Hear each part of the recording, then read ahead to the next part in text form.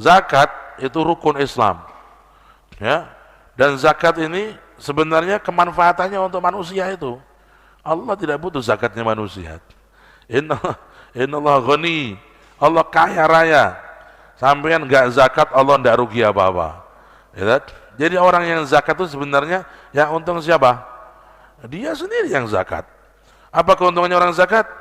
Ya, dibersihkan dari dosa-dosa, dijaga hartanya, dan diberkahi oleh Allah Ta'ala. Bayangkan tuh, ya, 3 hal yang manusia nggak bisa ngasih kita itu. 1, dibersihkan dosa-dosanya. Ya, khudh min amwalihim shadaqatan tutahhiruhum wa tuzakkihim biha wa tutahhiruhum, membersihkan, ya, membersihkan dosa orang yang dagang, membersihkan orang yang bertani. Kenapa? Karena namanya manusia itu ketika berdagang sak ngati-ngatinya orang mesti ya ono dosane. Kadang ngomong agak dikit-dikit bohong atau mungkin nutup-nutupin. Bisnis itu walaupun ngati-ngati tetap ada kadang-kadang campurannya ada yang haram. Maka Allah SWT memberikan satu kewajiban zakat ini untuk membersihkan tadi. Kamu dagang mungkin bohong, mungkin kamu sempat sumpah palsu atau sumpah nggak benar, atau kamu nutup-nutupi aib dari barang daganganmu itu, ya, yang pembeli nggak tahu dan lain sebagainya. Untuk membersihkan dosa-dosa itulah Allah wajibkan zakat. Min amwal tutahhiruhum wa tuzakkihim biha wa shalli alaihim inna salataka sakanun lahum. Ya, begitu manfaat zakat itu untuk orang yang zakat. Yang kedua, zakat itu menjadikan harta itu terjaga. Ya, dia bilang ma asaba min musibatin ala malin illa bitarkiz zakah. Tidaklah menimpa suatu musibah kepada harta benda kecuali akibat zakat yang tidak terlaksana. Ya, kalau ada orang yang dia itu kaya raya, ada wajib zakat, dia nggak zakat, mungkin aman-aman, dia lagi dilulu sama Allah, dibiarin sama Allah. Nanti satu saat dia kena satu musibah, bangkrut total, dia baru nangis, ya Allah, itu rugi sampai sekian miliar, sekian ratus juta. Lah ente baru nangis sekarang, ente ngurusin zakat ente nggak? Enggak. Ente ngurusin nggak zakatnya ente punya dagang tiap tahun? Enggak. Ya udah ente yang salah. Kau nggak belajar agama, nggak deket sama ulama, ya, engkau cuek sama Allah, ya, maka Allah pun begitu kepadamu. Ya, maka orang, ya, terutama santri, kalau orang tuanya itu seorang bisnismen, orang tuanya itu seorang pedagang, dikasih saran-saran tapi dengan cara yang lembut, dikasih apa, mungkin pertanyaan, umi masya Allah nih ya, dagangnya maju nih, untungnya banyak, ya Allah berkah nih Mi, kalau umi zakat tuh gimana tuh caranya? Ya, pengen tahu nih, anakmu nih pengen tahu cara zakatnya gimana, diskusi masalah zakat.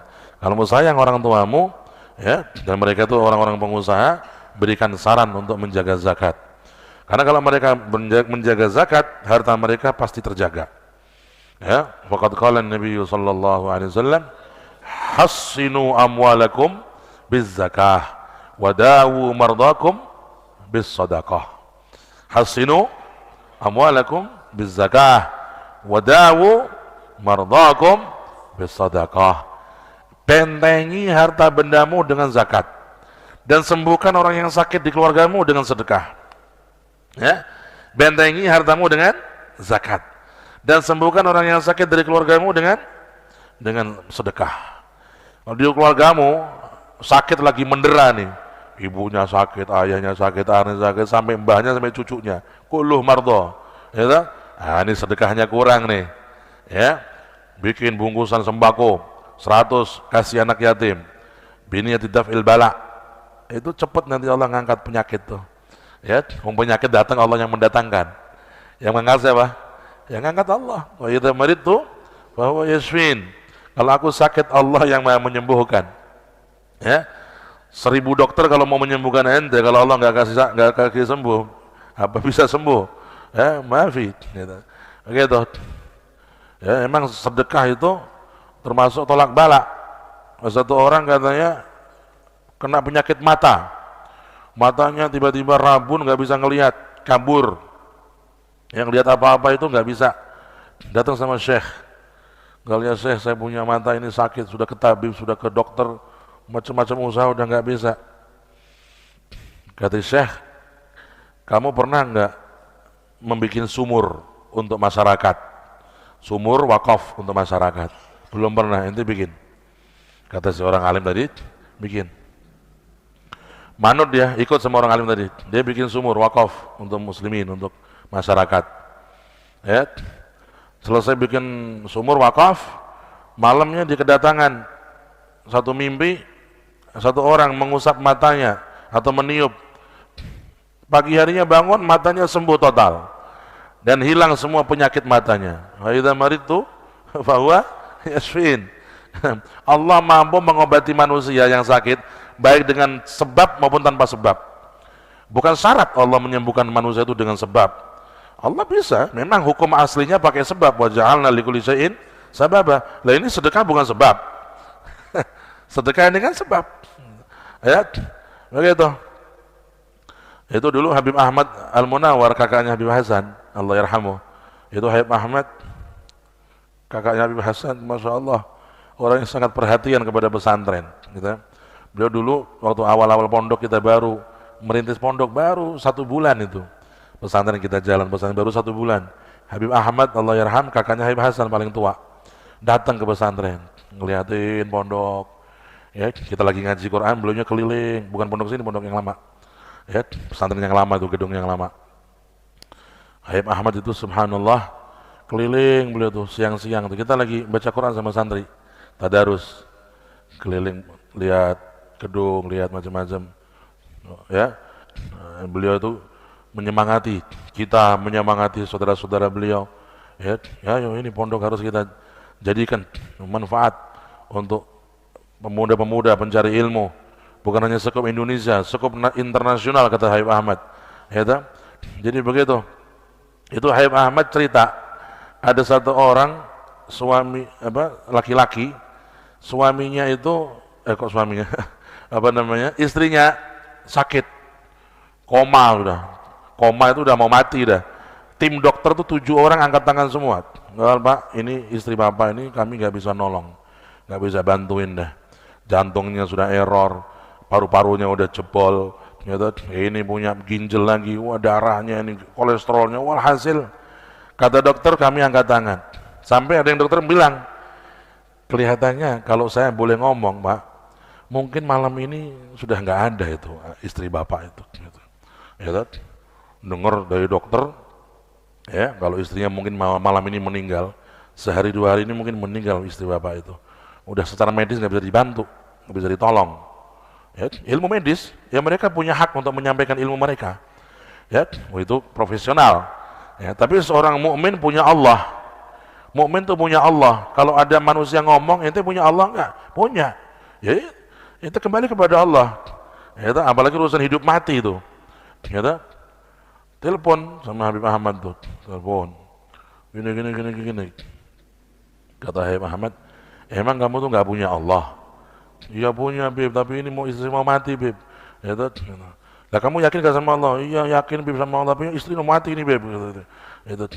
Lah kamu kalau dokter bilang istri mau mati dan Allah bilang gak mati, kira-kira mati gak? Ya yang gak mati, tapi kata dokter mau mati Bib katanya. Dia telepon, nangis sama Habib Ahmad. Dah gini aja, kalau kamu yakin sama Allah, ikutin resep Nabi. Ente malam ini sedekah 1 ton beras. Ya, orang kaya itu, orang kaya yang sakit istrinya itu orang kaya, duitnya banyak. Ya, bapak sedekah malam ini 1 ton sebelum jam 1 malam. Kata dokter malam ini mau mati tuh istri. Ya, sebelum jam 1 malam sudah sedekah 1 ton beras. Kirim ke anak yatim, kirim ke fakir miskin, pesantren-pesantren. Mau nggak? Mau Bib. Gitu. 1 ton Bib. Iya, nggak bisa diskon, nggak bisa. Gitu. Ya, urusan nyawa istri dia minta diskon. Ya, 1 ton niatin untuk nolak bala. Subhanallah, itu orang manut tuh, orang nurut. Ya telepon temennya yang bos beras. Ya, kawan, aku lagi butuh bantuanmu nih. Kau punya beras 1 ton? Ada. Tolong sebarin ke pesantren-pesantren anak yatim dan fakir miskin sebelum jam 1. Ya, niat aku nanti yang bayar. Pokoknya itu udah niat sedekah. Bener. Sebelum jam 1 1 ton udah kebagi semua, fakir miskin dah ke pondok-pondok. Itu cerita tuh orang jam 7 pagi atau jam 8 pagi telepon sama Habib Ahmad. Ya toh. Assalamualaikum Habib, terima kasih. Istri saya nggak jadi mati, Habib, katanya. Oh iya, gimana? Sekarang udah bisa buka mata, udah bisa senyum kepada saya. Sudah 2 bulan dia koma, udah nggak bisa buka mata, berapa lama itu? Ini udah bisa senyum dan tangannya udah bisa gerak. Ya, nah itu resep Nabi itu Sallallahu Alaihi Wasallam. Ya, sembuhkan orang yang sakit di keluargamu dengan sedekah. Itu, dan lindungi harta bendamu dengan zakat. Iya, zakat itu. Ya, zakat ini orang yang disiplin zakat nggak akan tertimpa musibah di hartanya. Nggak ada yang namanya kebakaran, kemalingan, ketipu, itu nggak ada. Nggak ada kamusnya itu. Orang kalau disiplin zakat, dia nggak ada kamus kebakaran, kemalingan, ketipu, itu nggak ada. Adanya kebakaran, kemalingan, ketipu, atau kebangkrutan dalam suatu bisnis, musibah apapun dalam suatu harta, itu akibat zakat yang tidak terjaga dengan baik. Ya. Kenapa? Karena yang namanya zakat itu haknya Allah yang diberikan kepada fakir miskin. Wa fi amwalihim haqqun ma'lum lis-sa'ili wal mahrum. Kata Allah ini hak. Hak, artinya haknya Allah tapi diberikan kepada fakir miskin. Nah, kita menahan. Ya, maka tidak bisa terjaga harta kita kalau kita nggak bisa jaga zakat. Tapi kalau zakatnya disiplin, ya, zakatnya itu terjaga, maka hartanya terjaga. Orang mau kata dia mungkin kena bala, dia aman. Ya, pernah terjadi di Madinah tuh. Waktu abang ngaji di sana, itu ada satu syekh namanya Syekh Jabron. Orang kaya, orang Syekh Jabir Jabron itu orang kaya di Madinah. Tapi senang sedekah, Masya Allah. Zakat luar biasa. Sedekahnya udah lebih-lebih, apalagi zakatnya tuh. Ya, sedekahnya luar biasa. Yang namanya santri butuh apa saja dipenuhin. Ya, yang santri punya utang, yang santri itu punya masalah, yang ini mau pulang, nggak punya tiket dibeliin. Itu, dan kerjaannya itu Syekh Jabir Jabron itu orang kaya raya. Tiap hari di Masjid Nabawi subuh nggak pulang sampai jam 8 pagi. Gitu. Orang duitnya itu nggak pakai seri itu. Gitu. Udah, tapi senangnya di Masjid Nabawi baca Quran, wah sama ulama. Gitu. Dulu kita itu ngelihat itu luar biasa itu, subhanallah. Nah itu pernah satu cerita, ya, waktu kita di sana dengar tuh cerita. Jadi beliau punya gudang-gudang itu banyak, ada gudang-gudang beliau kan importir barang-barang dagangan dari berbagai negara, dari Indonesia, dari Turki, dari India, dari Pakistan, dari Malaysia, itu diimpor barang-barang, ya, dimasukin ke gudang beliau. Punya gudang banyak, dan gudang-gudang beliau itu berada di tengah-tengah gudang yang lain, punya orang lain. Suatu ketika beliau lagi baca Quran di Masjid Nabawi, dia punya ajudan tuh datang gopoh, kayak orang sedih dan kayak dia tuh orang yang kesusahan tuh. Ya Syekh, gitu. Lagi baca Quran, ya, Syekhnya nggak nengok, dipanggil ya Syekh nggak nengok, baca aja dia. Sampai selesai makro, baru dia ngomong, khair, salam dulu, ada apa itu? Salam dulu, assalamualaikum, waalaikumsalam.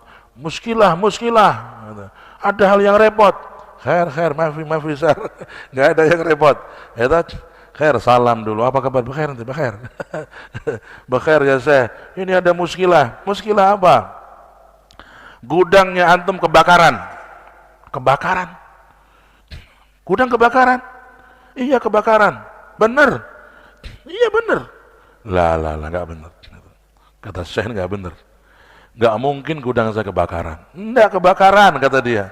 Kata si ajudannya, kebakaran saya laporan untuk melaporkan.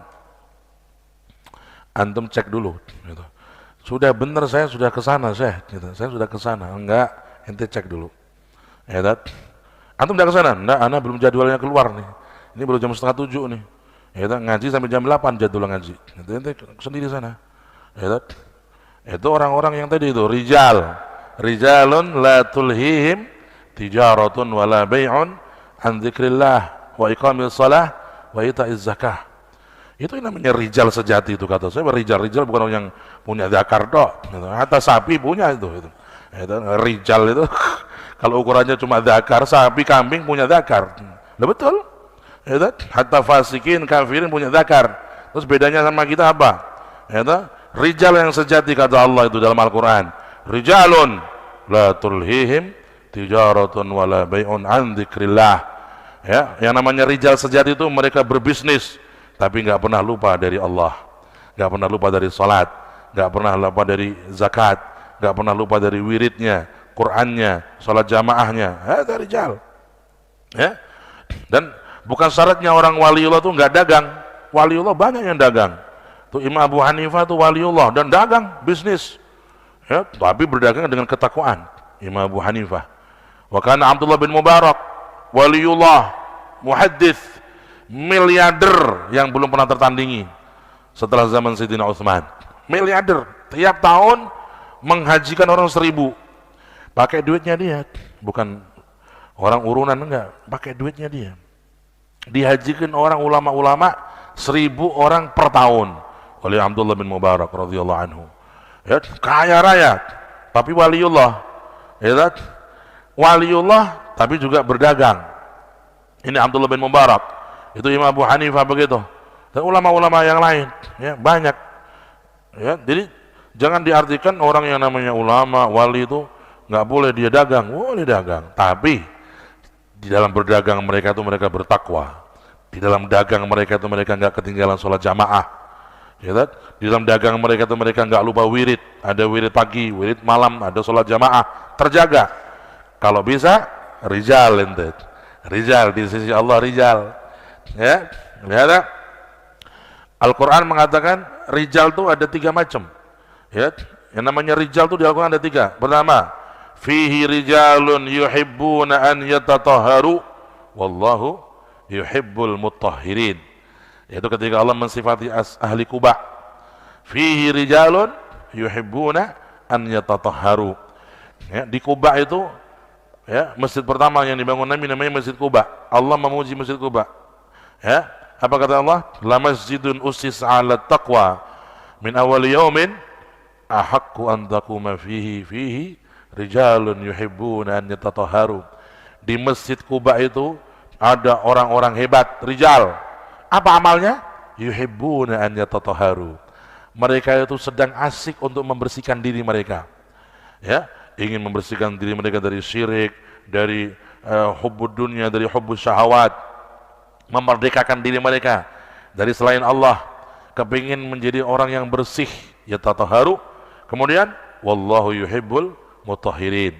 Ya, wa kana ashabul Quba ini mereka selalu melazimi wudu. Kalau batal wudu, batal wudu, batal wudu, hakadha ashabu Quba. Wa fi riwayah mereka kalau istinja sampai 2, batu dan air, yajma'una baina al-hajar wal ma', fa yusamma, mereka itu yuhibbuna an yatatahharu li'annahum jama'u bainal ma'i wal hajar. Wa huwa al-afdal inda Syafi'iyah. Bainal hajar wal ma'. Wallahu yuhibbul mutahhirin. Ini mereka rijal.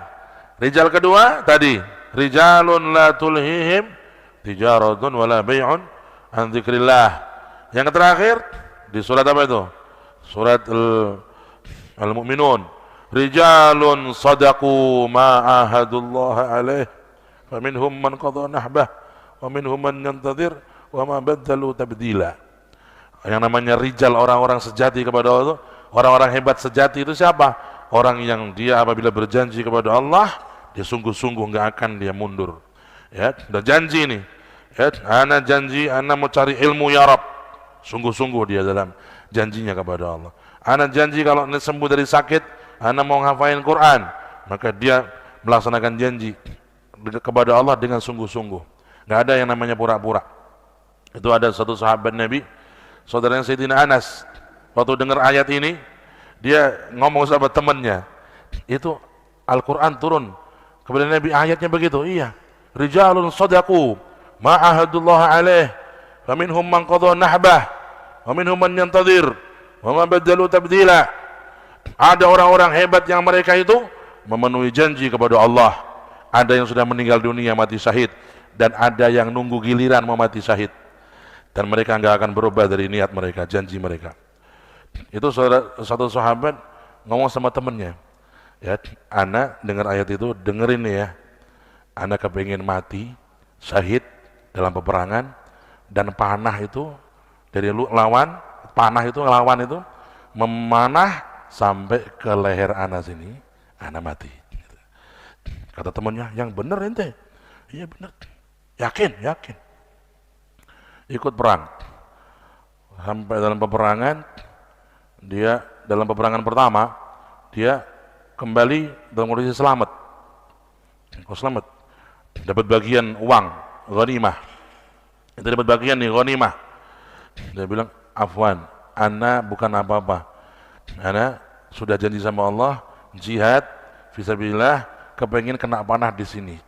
Ini anak kembalikan kepada kaum muslimin. Anak nggak ngambil, kembalikan kepada kaum muslimin. Boleh orang kalau dikasih ghanimah terus dikembalikan kepada kaum muslimin boleh. Ya, dia nggak wajib menerima, dapat bagian tapi nggak wajib menerima. Dikembalikan kepada kaum muslimin. Anak, ente kenapa nggak menerima? Dapat bagian nih ghanimah. Ente kan ingat kemarin, kata, anak ingin meninggal dalam perang, panah nusuk di sini. Teman-temannya bilang ini bener nggak nih orang ini gitu. Karena waktu perang kedua berikutnya, subhanallah, Allah terima janjinya dia. Wajaduhu mayyita syahida. Dia termasuk pemuda yang mati syahid dalam peperangan itu. Teman-temannya ngajak teman-teman yang lain. Kawan kita yang kemarin ngomong itu meninggal syahid. Kita lihat. Wajaduh, ditemukan persis yang dia ngomong. Panah dari musuh sampai ke lehernya di tempat yang ditunjuk oleh jarinya dia. Itulah orang yang janji kepada Allah dengan sungguh-sungguh. Rijalun shadaku ma'ahadullah alaih. Mereka orang-orang yang sama Allah jujur, sungguh-sungguh di dalam janjinya kepada Allah. Ya, itulah rijal-rijal yang benar. Ya, kepada Allah Subhanahu wa taala, ya. Bukan orang yang mereka tertipu dengan dunia dan syahwat-syahwat. Orang-orang sahabat Nabi sallallahu alaihi wasallam yang mulia, yang agung, radhiyallahu anhum ajma'in. Kalau kulihal tadi ya, itu Syekh Jabran benar. Dia karena sudah disiplin baca Quran sampai jam 8, nggak mau diganggu urusan dunia dia. Udah nanti cari sendiri informasi, dicek yang benar tuh. Nanti saya jam 8 nanti saya pulang. Nah, bener. Belum jam 8 tuh dia punya ajudan datang lagi. Datang udah senyum wajahnya, udah sumringah. Assalamualaikum ya Syekh. Khair kulluh. Baik semua, aman. Enggak ada yang terbakar. Anak kira sudah terbakar, ternyata enggak terbakar. Karena gudangnya antum ini di tengah-tengah dan gudang sekitarnya sudah kebakar semua. Dalam hati saya waktu pertama ngelihat, enggak mungkin selamat tuh udah. Ini gudang kanan kirinya ini udah kobong semua, udah hangus, api melahap. Punya antum di tengah. Saya cepet-cepet, tak pikir sudah habis itu. Ngasih kabar ke jenengan itu cepet-cepet. Ternyata setelah sampai di sana, Allah selamatin gudangnya antum, hatta pintunya nggak kebakar. Ya, itu orang-orang yang mereka itu menjaga zakatnya. Allah punya sejuta cara menjaga harta mereka. Ya, begitu. Kemudian zakat-zakat itu tidak semuanya wajib dizakati. Ya, zakat yang wajib dizakati hanya emas, perak, onta, sapi, ya, kambing, tanaman-tanaman pokok seperti apa? Ya, beras, ya, beras. Kemudian apa? Jagung. Jagung sekarang termasuk makanan pokok ya. Jagung, sagu masih enggak pokok? Mana sagu? Yang makan sagu siapa? Sulawesi, Papua. Ya, Sulawesi itu mana jejak? Itu Sulawesi itu makan apa ente di mana? Tahu, sagu, enak ya. Kapan-kapan kita ke sana makan sagu nih. Ya, ini akhirnya jajak angkatan berapa dulu? Angkatan 5. Beliau akan pulang dan insyaallah mudah-mudahan berkah ilmunya. Ya, dan di sana menjadi orang manfaat insyaallah. Di Kolaka, gitu. Jauh sekali loh Kolaka itu, gitu. Ya, langkah yang panjang, semoga Allah berkahi insyaallah. Ya, kita doakan min anfa'in nas ya Rabb, amin Allahumma amin. Kemudian apa tadi? Makanan-makanan pokok, kemudian korma, zabib, anggur, kemudian barang dagangan, semua wajib dizakati. Ya kalau antum itu punya pohon mangga 1000, panen mangga, nggak dagang mangga tapi cuma punya pohon 100 pohon atau 1000 pohon, nggak dijual belikan, gitu.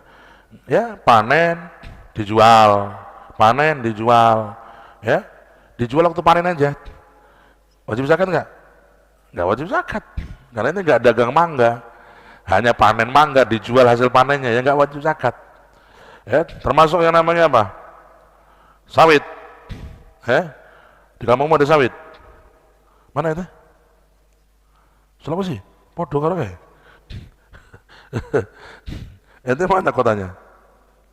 Oh, Kendari. Itu Kolaka, jauh. Berapa jam? Oh, enggak jauh. Enggak jauh. Maksudnya kalau ada yang bisa ditawarkan hafidho bisa ditawarkan gitu. Gitu. Siapa tahu bisa jadi adik ipar gitu loh. Sebab beliau bilang lagi buka lowongan gitu.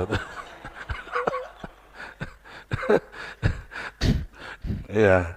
Tapi cari yang sana bukan yang sini. Yang cari yang sana yang dekat Kolaka sana loh. Ya udah. Begitu. Alhasil apa tadi? Kalau kita panen selain korma, selain anggur, maka nggak ada zakatnya. Panen kelapa, walaupun 1000 kelapa, ya itu nggak ada zakatnya. Dijual dapat duit, nggak ada zakatnya, nggak wajib zakat. Ya. Maka kita penting tuh kalau punya tanah-tanah yang luas tuh jangan dianggurin tuh, ditanemin, tanemin itu. Ya. Tuh, dulu ada satu kiai di Nganjuk namanya Kiai Zainuddin Mojosari. Waktu pulang dari Langitan, mondok, ini cerita udah lama, 200 tahun yang lalu kira-kira. Ya, 200 tahun yang lalu tuh Kiai Zainuddin Mojosari. Kiai Zainuddin tuh zaman Baqi Khalil Bangkalan satu zaman. Gurunya Mbah Hasyim Asy'ari. Itu Mbah Kiai Zainuddin mondok di Bangkalan, mondok di Langitan. Beliau bertahun-tahun mondok sama Kiai Langitan sampai 10 tahun lebih. Sambil khidmah, sambil ngaji.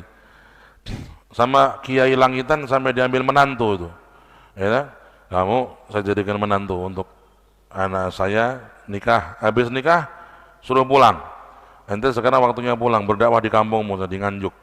Pulang. Waktu pulang dipesan sama Kiai Langitan. Kamu jangan buka pesantren dan jangan kamu mengajar sebelum kamu menanam kelapa 1000 kelapa. 1000 kelapa kamu tanam. Kalau kamu sudah menanam 1000 kelapa, mulailah mengajar, berdakwah, bangun pondok, pesantren. Benar, dilaksanakan kata-kata gurunya. Ya, orang dulu tuh berkah karena sama gurunya itu betul-betul yakin. Nanam kelapa tiap hari berapa, tanam sampai punya 1000 kelapa. Waktu udah punya 1000 kelapa, mulai dia ngajar. Orang kampungnya buka ngaji Quran, turutan ya, an in un ban in zaman dulu itu kan pakai Baghdadiyah itu, an in un ban bin bun. Ya, ma fatah ma ta fatah ta mim demamu matamu. Itu kan bener ya, kan dulu kita baca pakai gitu Baghdadiyah itu berkah, itu gampang itu. Jadi dia ngajar Quran, mengajar di kampungnya, akhirnya banyak santri datang karena ilmunya barokah itu Mbah Zainuddin. Ya, murid-muridnya jadi wali-wali besar. Termasuk muridnya Mbah Zainuddin tuh Mbah Mansur Popongan. Kiai Mansur Popongan itu yang wali besar ahli thariqah, itu adalah muridnya Mbah Kiai Zainuddin Mojosari Nganjuk. Ya, begitu. Itu diceritain hikmahnya, diperintah guru suruh nanam kelapa 1000. Dia jadi kiai kaya tuh. Kelapa 1000 tuh, bentino ngunduh jual di pasar, sama santrinya disuruh tiap hari kepanen kelapa. Ya, bawa kelapa 100, ditol nang, nggih Pak Yai, jual kelapa. Ya, dan beliau kiai satu-satunya di Jawa yang zaman kuno paling sering pergi haji. Itu Mbah Zainuddin Mojosari. Hampir berapa kali haji itu. Zaman dulu masih naik kapal, perahu layar tuh, bukan perahu mesin. Pergi haji.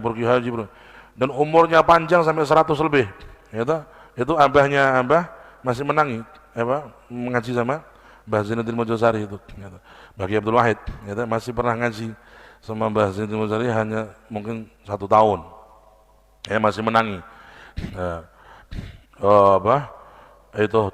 Daripada karomahnya dan haliyahnya Mbah Zainuddin Mojosari.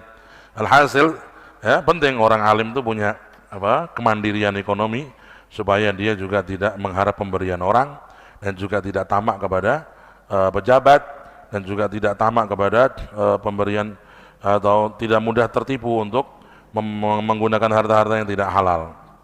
Nah, ala kulli hal tadi ya, kalau orang tuh panen mangga, panen apel, panen macam-macam, nggak wajib zakat dia. Walaupun duitnya hasilnya banyak, nggak apa-apa.